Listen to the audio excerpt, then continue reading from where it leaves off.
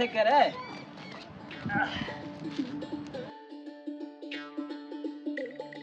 हाँ गुज्जर है, बदमाशी तेरी कितना पहुंची है? शाका तू क्या पूछता मेरे बारे? अपनी इतनी बदमाशी आप इतने इतने गुंडे हैं ना, मेरे तो बड़ा जेड़े गुंडा आवे ना डर तरह दा है। अच्छा इतनी बदमाशी है तेरी। शाबाश बेटा। शाका एडा बड़ा बदमाश हां ये थी वेना खले खा बैठ। गुज्जर शाका तोड़े वास की ते बहुत बड़ी खुशखबरी है। वाह गुज्जर वाह, क्या खुशखबरी लाया हो?